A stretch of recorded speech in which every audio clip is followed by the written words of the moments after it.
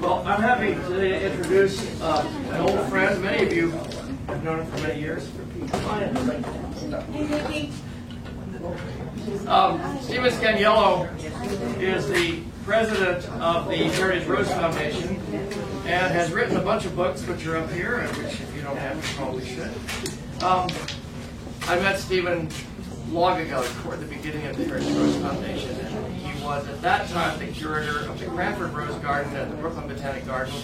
Since then he's moved to the New York Botanic Garden, the Peggy Rockefeller Rose Garden, as well as the I'm drawing a blank. Elizabeth Park, I didn't think of Elizabeth's first name, garden in West Hartford, Connecticut, which is the oldest public rose garden in the U.S. And so Stephen's going to talk to us today about that garden as well as a new project that he's working on that we're excited about. So I'm just going to turn it over to Stephen here. Let's see if I can get his slides up and working.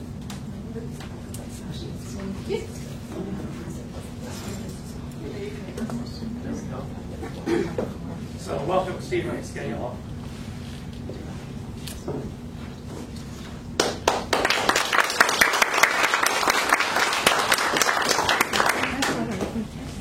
First two.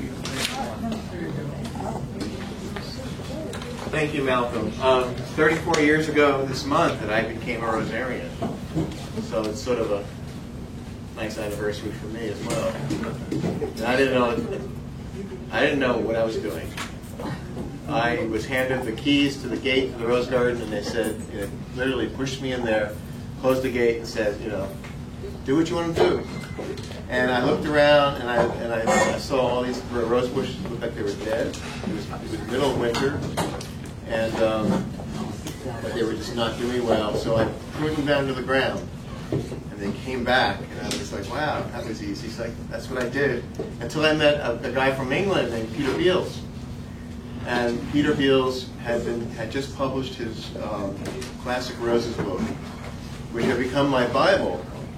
And I was thrilled to have him visit. And he looked around the rose garden, and he was really honest. He said, it doesn't look good here. He said, this was the Cranford Rose Garden at Brooklyn Botanic Garden. And he said, what would it take for me to get you to come to England to learn more about roses? And I said, ask my bosses. And they said, sure. Well, you can take them for a month. I think they wanted to get rid of me. So I spent a month with Peter Beals and his wonderful family, which included Telly and T, watching the EastEnders soap opera 3 times a week after having tea and whatever. And I didn't get a cup of tea until I met his mother, because Peter and his family all drank Nescafe, which I thought was pretty horrible. But I was being a polite American, and also I had a friend from England who told me, well, you're going to England, and Peter Beals is probably very wealthy, so you need to have a dinner coat, a sport coat, a tuxedo, and something else. And I got off the plane, and Joan Beals was like, bloody hell, where do you think you're going? So they rushed me off to their home in the middle of the country in East Anglia, which was really an isolated, beautiful place. And they found a Broadway show, a road company of Oklahoma, which I wore my suit to, and it was awful. It was really awful. And I went to somebody's wedding celebration. I got to wear my tuxedo. I went to Rotary meetings, and I got to wear my sport coat. So I was really living the life. But I finally got down to roses with Peter, and he was a great inspiration to me, and still is, even though he's not here anymore. I talk to him often. I do that in the rose garden when I'm working. It's sort of my church. It's where I go to kind of vent, or to give myself praise, or just feel good, or feel bad. And I always tell my friends, if you see a big pile of cuttings near me, stay away. When I'm having a bad day, I go out and I prune. So the pruning always started in Brooklyn around March, around St. Patty's Day.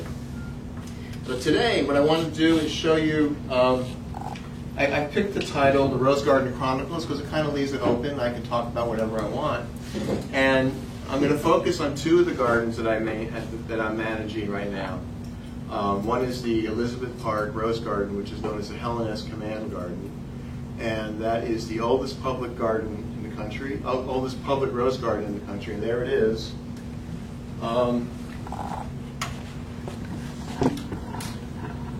We have somebody who's got a drone who's taking pictures for us. And here, this is 2.5 acres of roses. And there's the city of the skyline of Hartford right there. And in between here and there are some beautiful, beautiful old money mansions that were very, back in its day, Hartford was quite the place to live. But when the insurance company sort of pulled the plug on Hartford, things went south. So this garden was originally on the property of the Pond family. And this is the original rose gardens, this big sort of square. And these ends were added on during the 1930s to make it 2.5 acres. And I'm not sure, I'm going to be there next week counting the rose bushes. But we have several thousand plants in that garden. And we're in the zone 6 to 5B, so that's pretty cold. And let's see what I do to deal with the cold weather up there. So that's the property. This rose garden was put on the property that was once owned by the Pond family. And the Pond's money came from railroads. And Mr. Pond, they didn't have any kids, so he donated 100 acres or so, a little bit more than 100, to the city of Hartford, even though most of the park is physically located in West Hartford. But back in 1898 or so, West Hartford was sort of a cow town, and Hartford was the place to be. So all the land was dedicated, was willed into Hartford, and Hartford, the first thing they built was this rose garden, designed by a man named Theodore Wirth. And Theodore Wirth was the head of the Parks Department for Hartford. And as soon as he finished the rose garden, he moved to Minneapolis, never came back. It's a great garden. It's really a beautiful garden to be in, a beautiful garden to work in, and it has a lot of challenges. One being that we don't have any gates to lock it up. It's always open. So we never know what or who we're going to find sleeping under the bushes in some summer evening. But overall, it's highly respected by the neighborhood and treated with great respect. So Mr. Wirth designed this square with the gazebo that sits on a mound about 3 feet high. And it's covered with Japanese Virginia creeper, the vine. And there are 75 arches covered with antique ramblers.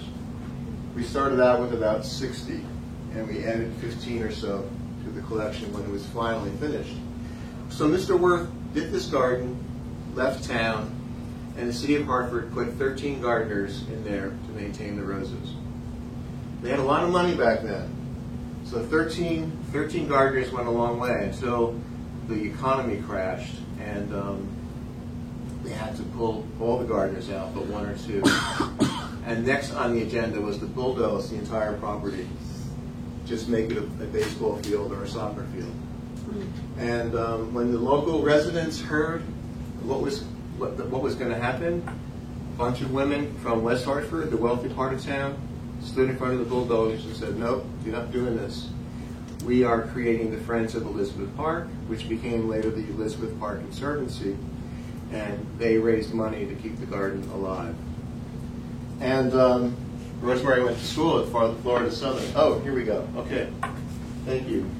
So there's the gazebo, 3 or 4 steps up, and it's made of cedar. And the arches are these arches are the wider arches, and it's like a double track of iron, goes from cedar post to cedar post. And we are now on the national list of historic places. So we are the register for historic places. So we have to maintain the same arches. We can't. If an arch should fall apart, we have to use the same materials to build a new one. And the same with the gazebo; it has to stay the same. Otherwise, we can do whatever we want with the roses. So this is what it would look like in early May, mid-May perhaps. This is what it looked like before I when I started working there were a lot of empty spaces. There's a lot of problems with the maintenance of the garden. The city workers were still in charge of the arches, and they were simply shearing with their long pole cutters, not really maintaining any theory or any system of promoting the best flowering cycles. This is since I've been there. This is an allée. These are the same arches that you saw in the previous picture. Some of these roses were there in 1904. Some of them are fairly recent. We have, not all of them are one color. We have mixed the colors up in all the arches. But this is our red arch entranceway. And the arches are always in full bloom, like clockwork on the summer solstice. I can guarantee if you come up for the weekend with summer solstice in Hartford, you'll see the arches and the rest of the roses in full bloom. And what I did when I started the job, first thing I asked for is I want 2 10-foot orchard ladders so that we can do our arches ourselves. This is one of the gardeners who I trained and has moved on since to do his own company. I have a strong feeling about hiring artists as gardeners. Artists are the best kind of gardeners you can find. They're sensitive to material. They have good eyes, and they understand how plants grow. And Pete's also a great bluegrass stomper. He has a band, and he plays in pubs and breweries all through West Hartford and East Hartford and Hartford. And now works for me part-time. But his parting shot to Elizabeth Park was to plant Peggy Martin on this cottage, which is my office. It was once upon a time the head gardener's home, but it's our office now. And there's Pete with Peggy Martin to the right and Rev Dor to the left, this is a real trial because Peggy we knew could survive a cold climate, but Rev Dor is a tea noisette, which means it doesn't really like cold weather, but it's on the chimney, and that's been the secret to its success. This is that same year with Pete. This is the second year in the ground. Peggy Martin's incredibly happy and incredibly hungry for more space. And notice the few flowers on Rev Dor. Here we go into this was this autumn, still blooming as the freezing rains and snow hit us. And Peggy is a survivor. How many of you don't know the story of Peggy Martin Rose? Okay, cool. Well, this was a rose that was a pass-around rose. We found it growing in many sites throughout the southeast, particularly in cemeteries, and in one spot in particular was the cemetery in New Orleans. And Peggy was the retiree president of the New Orleans Old Garden Rose Society, and they gave her this rose as a parting gift. And she planted it on her husband's tractor shed, southeast of New Orleans, right in the path of the eye of Katrina. So Katrina hits, the levees didn't break, so the water fills up. Her house and everything was underwater for several weeks. She lost her parents. It was a true disaster. But one day she was allowed back into her property in a rowboat, paddling around. She went to the husband's tractor shed, where it should be, and she found this plant was still growing and ready to bloom through the muck and horrible water that Katrina had brought in. So Bill Welch and a few other rose dignitaries decided it was time to name this rose, and they named it Peggy Martin. Wasn't there a book didn't somebody write a book about that story? I think A Peggy, children's book? Yeah, Peggy did The Rose with No Name, or The Rose Without a Name. That's news to me. I know of it. I don't know much more about it than that, but I think Peggy actually wrote it. Yes, right. Yeah, and it sounds like it's a delightful book. And a little insight to the New Orleans Old Garden Rose Society. Before Peggy was involved, it was founded by a woman named Rosemary, and she was really good at getting people to come on down to New Orleans and speak. And she had me coming down there, and I think Malcolm probably spoke to the club, and then she left, and a new president took over, and Rosemary got wind of the new president and didn't like the way the president was running things, so she came back to the meeting with a gun. And she waved the gun around, and she scared them into thinking, well, maybe we should pay attention. And Rosemary left without injuring anybody, but she did injure herself later on with a gun. And that's the kind of people we're dealing with in New Orleans Old Garden Rose Society. They're interesting people. So anyway, there's Peggy Martin. And it's a great rose.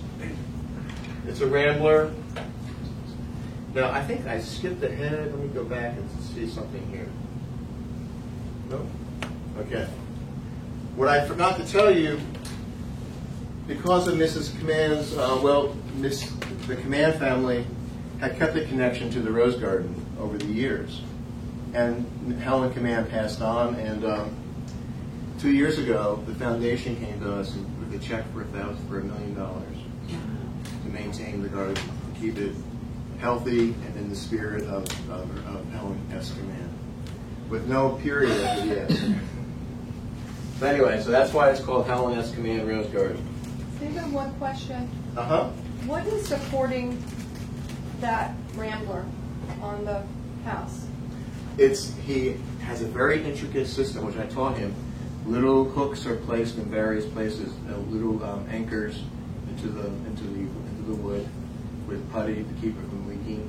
And so it's not a lattice. We weren't allowed to put a lattice on there, but we have little anchors where they connect. Okay. And there's still one person on staff who is violently opposed to this. She thinks it's going to ruin the house. And he volunteers to prune it, but he comes after hours. He calls me to find out if she's there. Mercedes has left, and he comes in and does his work, and he's out of there. It's great. How old is the house? The house goes back to the 1800s, or late 1800s, maybe early 1900s. Well, And they it's a just wood, put party it's a wood on it. house. They can't. I know. Say it again. I can't. But they just had to put a party on. That's what it needs to have. Otherwise, yes, that person's right. Yeah. It will ruin that house. Well, it looks great, and Yeah. people. There's two places that I noticed most photography was taken this year. In front of the Peggy Martin Rose, and there's a dying yew tree on the other side of the garden that's bright orange because it's dying.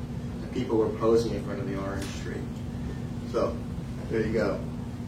Harrison's Yellow, a rose that was created or discovered. We don't know how it got there, but it was found in a garden in what is now Chelsea, Manhattan, in the 20s, West 20s.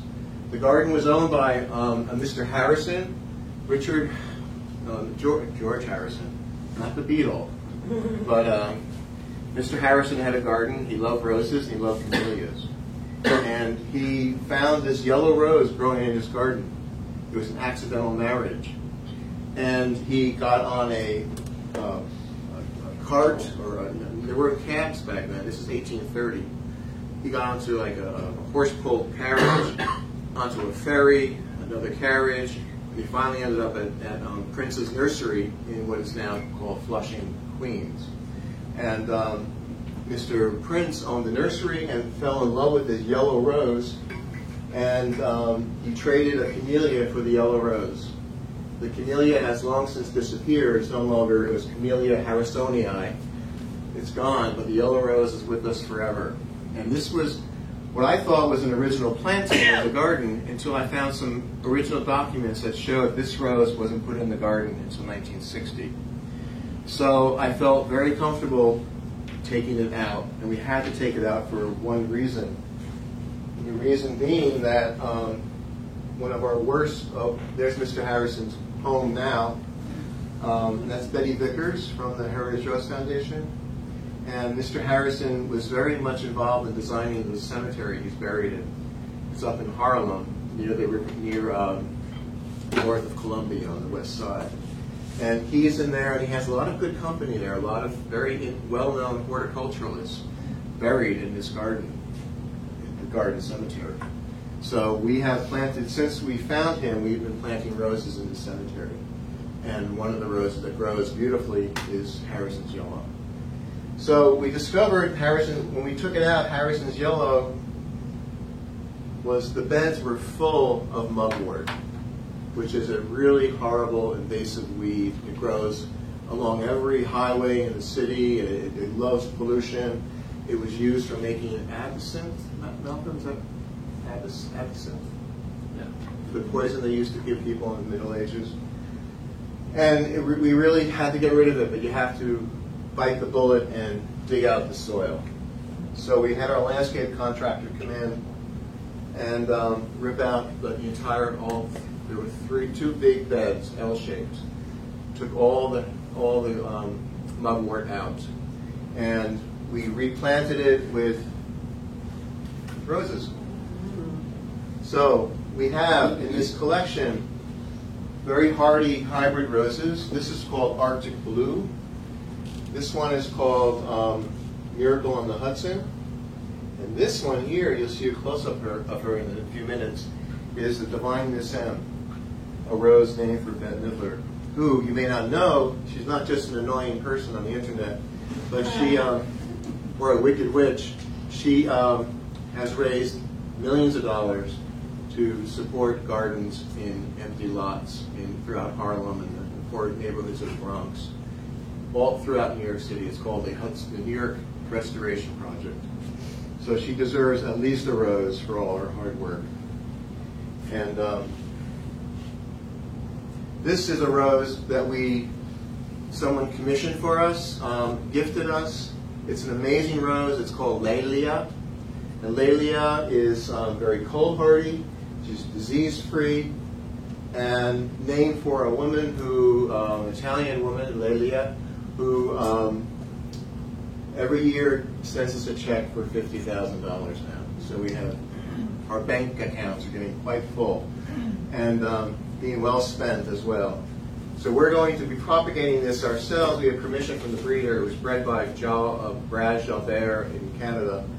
He said we can do whatever we want with this. We're going to grow cuttings on their own roots. Maybe I'll send some to Malcolm, and we're going to make it the artificial rose of the rose garden. There she is up close. Oh. It's really beautiful, really, really beautiful.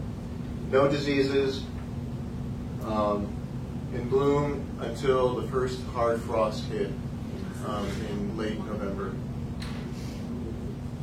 And there's Beth. I don't know about you, but I want to stick my nose in there and eat some of that whipped cream. She wanted something decadent and sexy, and so I sent her 12 images and 12 different roses, and I circled this one. I said, think about this one, and she chose it, and it's a good rose, it really is. Available from some Canadian nurseries. So my passion in roses was created by the existence of heritage roses. What is a heritage rose? Well, I simply call it a heritage rose is any rose that's been around for a very long time. I'm now a heritage gardener, I think, as many of us are in this room. And that purple flower you see, the blue flower, is Nepeta. Nepeta Dropmore Hills, I think it's called. But it's a very common perennial for us, and it loves growing with roses, better than lavender. Lavender is too fussy to grow with roses, but Nepeta and roses need the same requirements to grow, and they're very happy together. But this collection was a donation from the Connecticut Valley Garden Club, our local garden club, and they spent probably $100,000 putting this garden together. And I met them halfway through when there was a big sand pit. This garden is off to the side of the main rose garden. It's across the road behind some trees. So it's a very private, wonderful place to sit and think about things. And the garden club wanted at least 100 rose bushes in there to celebrate their 100th anniversary. There's 5 raised beds. And having had a hip and a knee replaced, I love raised bed gardening. And they had, they said basically whatever you want, put in there as long as we like it. And that's the tricky part. They don't understand sometimes that violets really want to grow there. Just leave them alone. But they had this thing. One lady brought a blowtorch, trying to burn the violets out of the garden. I said, no, you can't do that anymore. So I got, like I was saying, I came to see this garden halfway through, and I wasn't working there. I was just a visitor, and they saw me, and they invited me to a meeting. And the next thing I know, I'm back here 2 weeks later, and there's a brass plaque with my name on it as a contributor to this project. So whether I wanted to be or not, I'm involved. But by that time, I had gotten hired by Elizabeth Park to take care of all the roses. This is one of the oldest roses known in cultivation, if it is indeed a true musk rose, and it probably is. It's one of the single forms of the ancient musk rose, Rosa machata. And this is actually in my home. That's my Florida room right there in the background. But I grow this there, but I have to grow it in a pot because it's too cold in the winter. And I move this rose and several others from pots into the greenhouses. And they stay there all winter long, and then they come out after tax day, after the freezes have passed. Belfield of Slater's Crimson China, the first known red Chinese rose to be in the Western world. And it arrived in Europe, in England, in 1794. It's been in existence in China for many, many years prior to that. And it's a rose that there is no longer a plant of it alive anywhere. So we have a lot of guesswork going on. A lot of people think that this rose, known as Belfield, is the same. For me, it's close. There are so many of these red Chinese roses. This is the one that looks most like that portrait. That's really the only evidence we have of the ancient rose's existence. No other live ones exist. So we can't just do a simple DNA test comparison. We don't have a Slater's Crimson to go to. But I encourage people to grow Belfield. Down here, it's a piece of cake. It's in the Ruth garden. But up north in Connecticut, I have to keep it in a pot, and I bring it into the greenhouses. I also keep one plant in the herb garden because red roses were important herbs back in the day. So she blooms. As she gets older, she blooms nonstop through the whole season, which is what the red Chinese roses brought to the European roses. Europeans had never seen roses of this color before, nor had they seen roses that were capable of producing flowers every month of the year.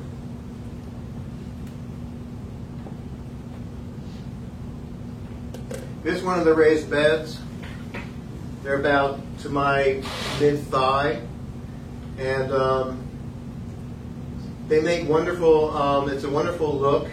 It's typical of Connecticut with the stone. And, but the kids love jumping on the walls and doing cartwheels off the walls.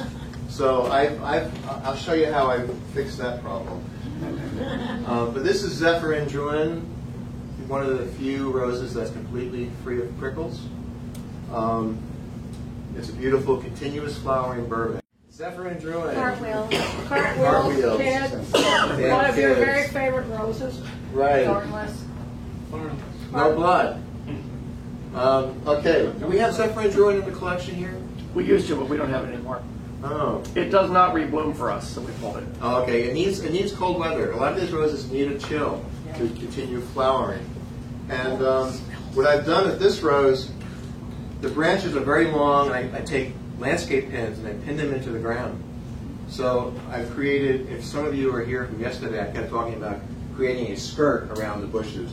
So this is sort of a skirt around, Zephyrin Druin's skirt, which is open in the front there. She was not a very nice girl. The white rose in this bed is Ethel Yunt's white, Malcolm's grandmother. Ethel Yunt from Clarion County, Pittsburgh, which is very cold, probably zone 4 to 5. She loves Hartford, the tropics of Hartford. And that rose is at least 6 feet high, 2 years of growth, blooms only during this early summer, but produces wonderful hips and never needs to be sprayed. So it was a plant that we think it's called Ethel Young's White here, but it was growing in Miss Ethel Young's garden on her laundry line. Malcolm, is that? No, just kind of beside the house. Okay. And we think it's the Rosa albus hemiplana, which is the ancient white rose of York. We know it was at Grandma's house by 1935. We don't know how much earlier than that. Okay. So we're going to, we'll talk about that in a minute. To solve the problems of crazy cartwheel kids, on the back wall, I have planted this rose attached to wire. We put little we've made holes in some of the concrete, put in these things that you buy, things you buy at the hardware store. And we're training the rose to cover the wall and spill over. And it also makes a very uncomfortable seat, so no one will sit on it or do a cartwheel. But it's a rose called Frederick II of Prussia. And if you are living in a zone where once blooming gallicas or damask roses will grow, this will grow there as well. It's a spring bloomer only, incredibly fragrant, and quite rare.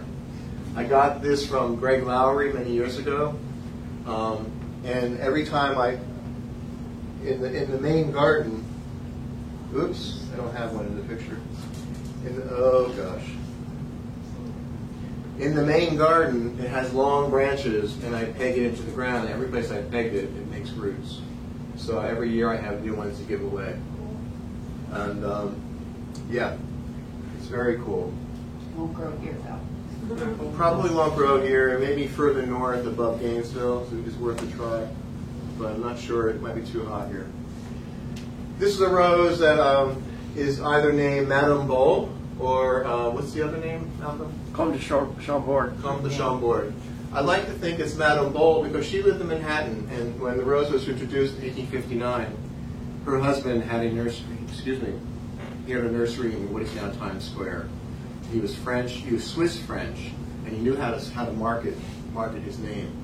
He pushed the French element. French was popular, French was in, so everybody wanted these roses. But he was clever.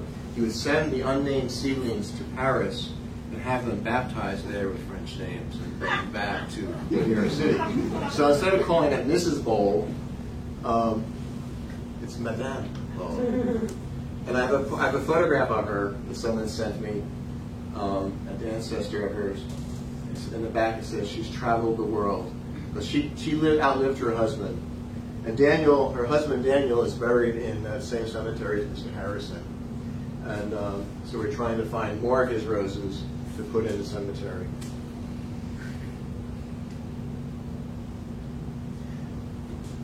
Do you know who Olmsted is? The guy designed the Central Park? Right. He's from Hartford, and he's buried in Hartford in a really sad cemetery. But not so sad in June, because one of the bushes that grow near his tomb is this rose here. We don't know what it is, so we call it the Old North Cemetery. So we find these roses, and to keep our records straight, we give them a study name.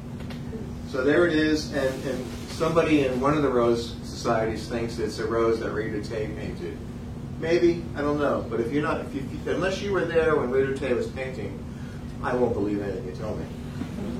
And so there it is, opening up. It's a June rose. Needs cold weather to be happy. This one is the shipwreck rose, a rose that appeared on the beaches of Long Island around a town called East Hampton. And it was an April night. The ship had run aground on a sandbar, and it was heading from Paris to New York, loaded with cargo, which was basically booze and roses. And to save the ship, they threw all the cargo overboard. And people caught on to this. Visitors on the beach were like, wow, spread the word.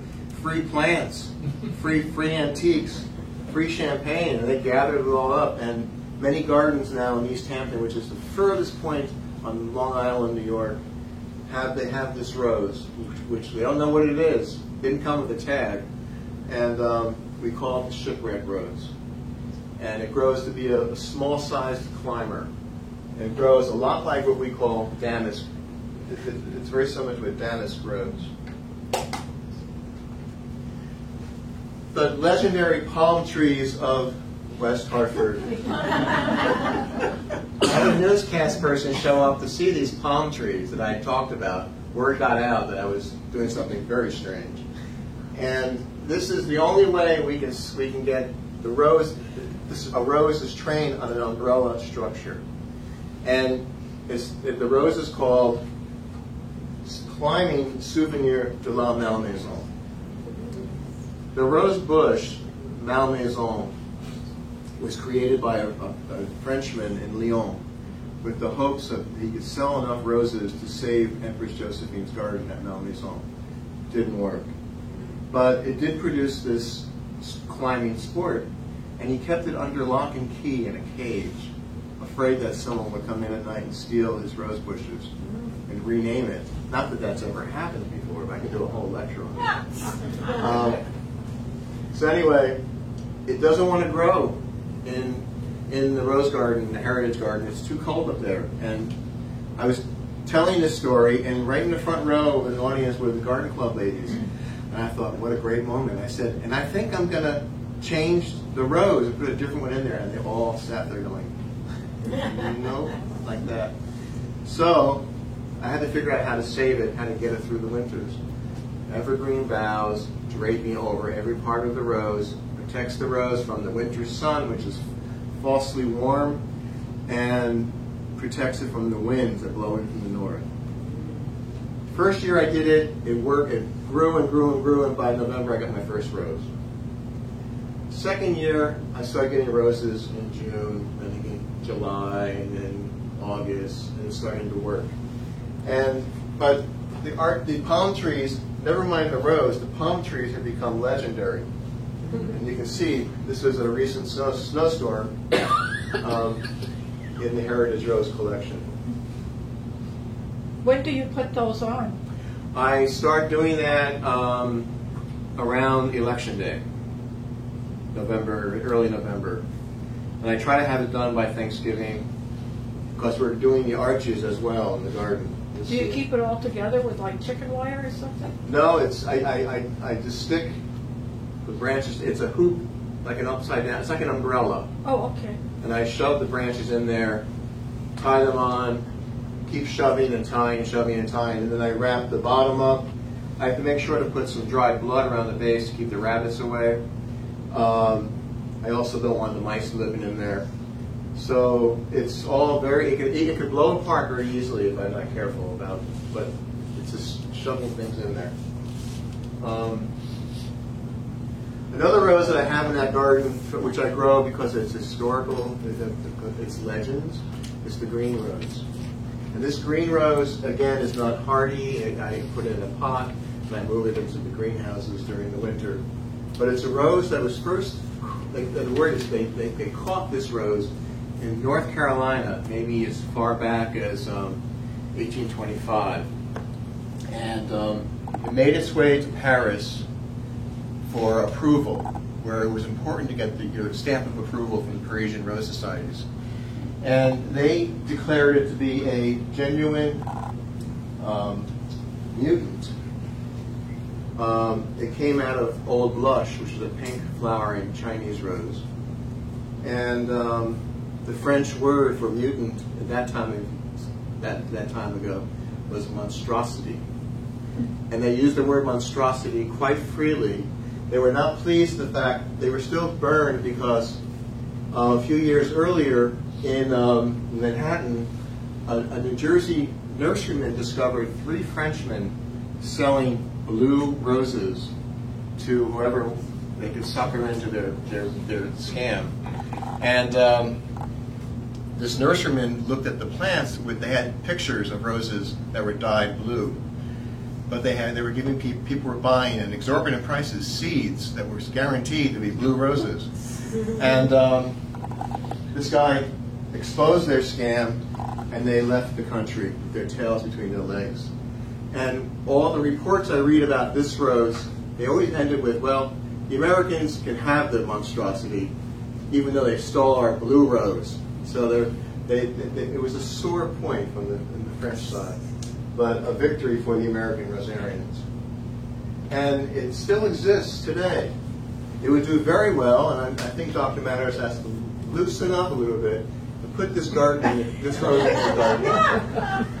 Or I may do it for you. I have a boss who can't stand this rose. We have two up there. Oh, you do? We have one. Oh, good. Well, I put mine at New York Botanical Garden at the entrance to the rose garden in a clay pot. You cannot miss it. Here's the green rose. And anyway, so when I found this book, it intrigued me, The Green Rose of Furley. And it turned out to be nothing but a Quaker bodice ripper. And the girl in the picture was not pretty. Her name is Susan. And the big moment in this book is when her father says, Susan, you're not very pretty. You're like my green rose. Oh. Crash, crescendos, thunderstorms, whatever, tornadoes. Poor Susan, but she got the hot guy after all. It was during the Civil War. It involved the Underground Railroad somehow. And the family legend, there was family, there really was a Furley Hall. It was an old nursery, one of the first nurseries in our country.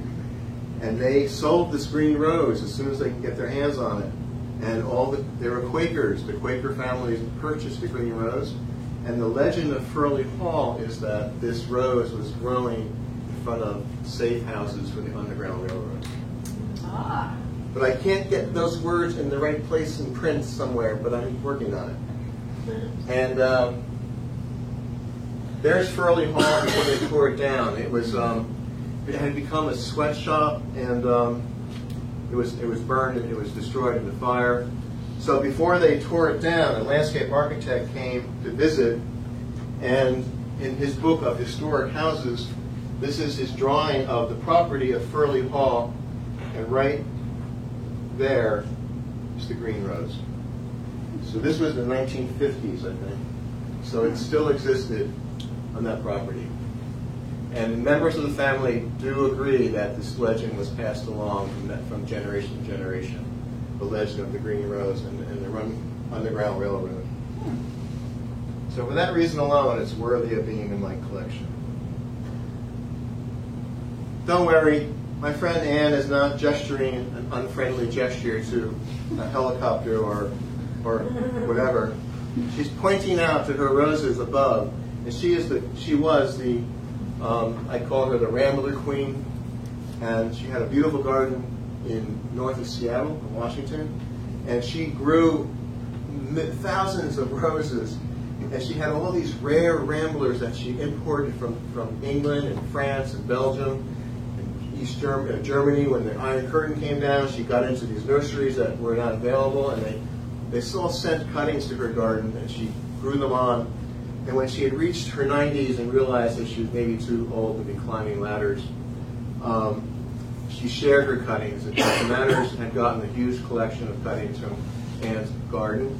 And Chambersville Tree Farm, which was Claude Graves' project from Dallas Rose Society, he had a whole bunch of these garden roses, these rare roses, and I got some through them. And they've moved. Chambersville has been sold. It's now home housing development, and all of those roses are being sent to Shreveport. So if you can come to the Shreveport convention in May, you'll see these new old roses in their new home.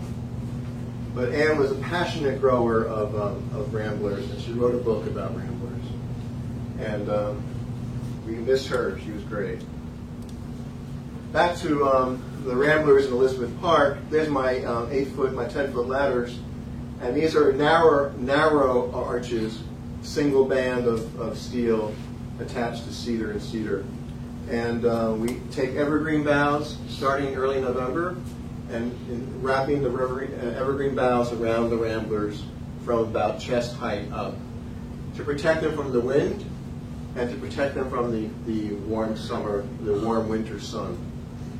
And then if we get some snow, that's even better. It helps protect the roses. And this is that same allée looking from the gazebo that's been trained and pruned and primped, starting to set flower buds. This is it's getting close to June 21st, and there it is in full bloom. And some of those arches are Peggy Martin, and I can't remember any other names in there, but we tried to mix up the arches with as many different ramblers as possible. So the 75 times 2 is 150 locations for ramblers. The rose on the right is Mother of Pearl. The one on the left, the white, is Centennial. Are all those roses marked in the garden? Up here, But not if you were. I grew up in Enfield, which is 17 miles north of Hartford, and I was going to go to the garden a year when we were going to the Cape, and it rained the whole time we were there, so it didn't happen. But I didn't know if the roses were labeled what the roses were. yeah, that's one of my jobs, is to get the labels on there. Some of my visitors have been tagging roses with their favorite names, and so I take the suggestions and file them in my circular file box over here. But I do have the list of what was planted where, and our next step is to put labels on there. But Doctor, somebody said when you put labels on, people move the labels. Exactly. So is there any possibility of having some type of a board that would have a layout? Or an electrified fence. Yeah, right. Well, we do have a map now. We produced a brochure, which is a full map of the rose garden, and it includes the arches. Oh, good. So that'll be our next. We'll have a fresh copy out in time for this. But that is definitely true. The challenge is how do you keep a label from being moved? Some of the names are cute. They like, I really like Lavender Crush in my rose bush, so that people will stick it over here in their bed. A lot of these beds are sponsored by patrons, and so are the arches. And so we try not to encourage them to be moving labels around, as they do anyway. But that's what keeps me busy, is hunting down the names. Thank you. And Enfield is not far at all. No. Yeah, come visit. This is my crew. Well, I have family there, so I do go often. Come by and visit with us. This guy here, he's 75, I think, and he's still riding 100 miles a weekend on the bicycle. I want to be him when I grow up. This is my friend. We grew up together. This is Betty Miller, Rosemary. She now works for me. And happy volunteers. More happy volunteers. That's where my office is. And here's our greenhouses, which are recently restored. And we used to go in there with the hopes that a pane of glass wasn't going to fall on you. But you close the doors and they drop. So now it's all fixed. And we have a brand new parking lot behind the house. And this is an antique greenhouse over here, which was given to us from the Putnam estate, which is an old family of Connecticut. But we get our work done with volunteers, and we have a staff of 4, paid staff of 4, and we work really well together. And this is one of our unpaid staff. This little, it was that big. This is the immature red-tailed hawk. There were 2 of them, plus Mama. And Mama had a freshly caught squirrel. And she was over on the other side of the garden, screeching and screeching, basically telling them, I have squirrel, it's time to come eat. Well, this guy and his brother were not interested at all in eating. Instead, I had a map over here on the bench, which they were literally reading, they were looking at it. And I think he was making sure I put things where they belong. And I was thrilled. I'm a birder. I've never been this close to a hawk in my life. And there he is before he gave in to Mama's cries. Little hello, goodbye. It was just amazing.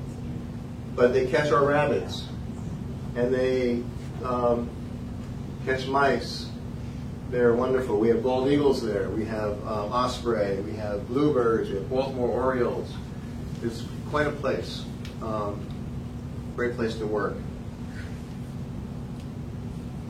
One of our fence lines, the whole garden is enclosed with very simple fence lines, which are not meant to be seen.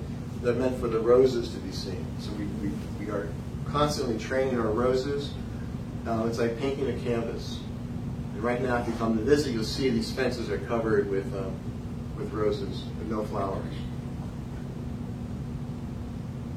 Some of the antiques that are still there, and have been there since 1904, Madame Caroline Testu, Madame Charles Wood, and Francois Michelon. And they're doing very well. The owner, the person who donates for Madame Charles Wood's bed, asked me if we had another plant for her.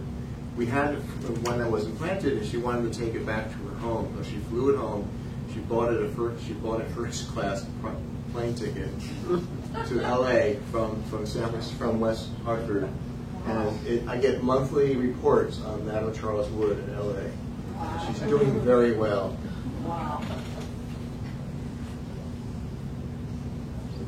One of our worst enemies these days, rosette disease. I hope you never have to deal with it, but it's out there. When people buy roses in faraway places and bring them to your home, you might end up getting it, so be very careful. We're very careful about who gets our roses and where our roses come from. That plant had to be dug up and bagged into a garbage bag and thrown out. Once it's in the black plastic, the heat from outside kills the mites. But it's a little mite that floats in the wind. So we banned leaf blowers. We banned the leaf blowers from my private clients and from New York Botanical Garden and Elizabeth Park. In closing, the new rose garden in my life. This is a real picture taken from a plane of the Remember Me Rose Garden, a garden that was created as a memorial to the heroes of Flight 93, the plane that crashed in 9/11. And it happened just a few miles from this very spot. There is a federal government memorial, which is huge and massive and very, very unreal, but really awesome. But the families got together and they bought all this land, about a quarter of a mile from the memorial, and we put in this rose garden. This is a fountain, stones. This is a bed of 350 Julie Andrews roses. These are perennials and soon to be more roses, antique roses. We're going to add three more points here, and have more Ethel Young's white. She'll be in there, and a lot of the French, like Autumn Damas, Stanwell Perpetual.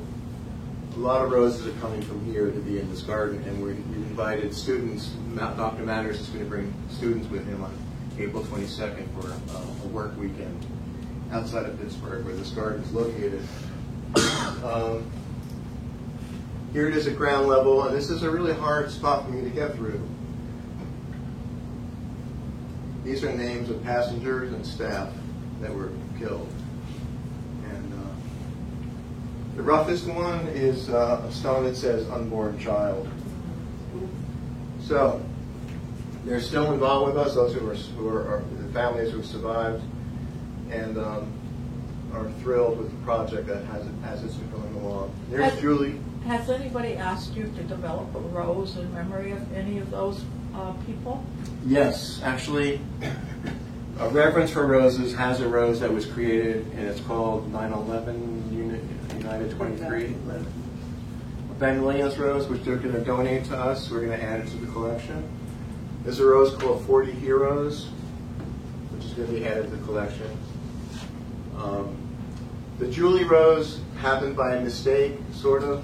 A nursery in Jersey heard about the project and had extra Julie Andrews roses and shipped 400 and some odd of her to the garden. And they used a lot of them as fundraisers. Julie knows about this, and we're hoping to get her to come to say a few words to the garden. But it's been a phenomenal rose. You know, it got to be this tall last year, full of flowers nonstop. Here it is, and this is after our spring cleanup last year. This was in June. And you can't see it from here, but the government, okay, this is all now native, this is all wildflowers in here, planted, seeds. Beautiful. And we have a trail that takes you up to here, which is a garden called, it has a cross on it, a cross that was built from wreckage when the plane came down. And the government didn't want it, they threw it away. And they went back and rescued it, and now it's a prime spot. It's the highest spot of our garden. And last year I donated a bunch of daffodils, so we're getting some bulbs in there. We're reaching out, and suddenly donations are coming our way. There's no money. This is all volunteer. The people who created this garden saw the plane come down. The plane came down like a corkscrew, went 80 feet deep and spewed God knows what out of the ground. Anyway, I'm very proud to be part of this project, and I know it'll be a huge success. Here's Julie again. My first rose clinic, pruning clinic with the volunteers. A lot of fun. A little chilly, but it was a lot of fun. You can see way up there the cross garden. There's the cross.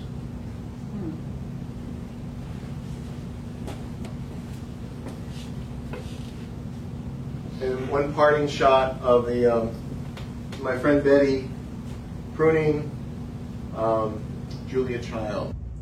And one story about Julia Child is that I had this group of, we had these professional students who come to New York Botanical Garden to learn to be professional gardeners. So they send them to the Rose Garden at least once a year. And I just planted a rose called Doris Day. And I was so excited to have Doris Day in my rose garden. And the kids arrived, and they were 20-somethings and one 60-something. And they were like looking at me funny. I'm like, oh, Doris Day, what a great rose, what a great name. I can't wait to see it. It's yellow. And you'll never guess who her parents were. All roses have parents.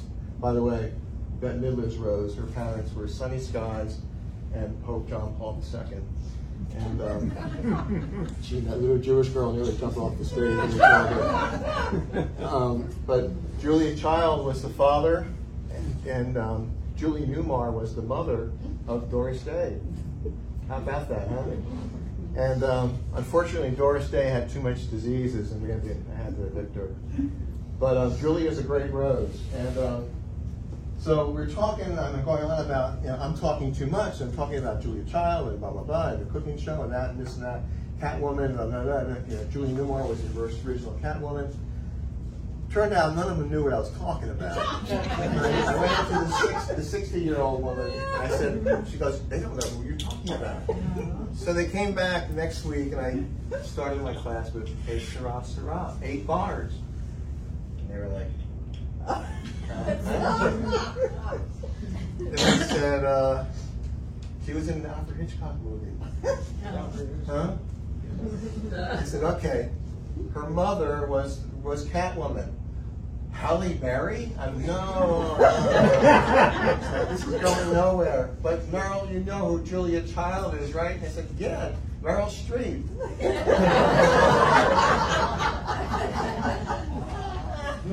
So I let them off the hook. I said, go prune. Leave my chef alone. Thank you so much for coming.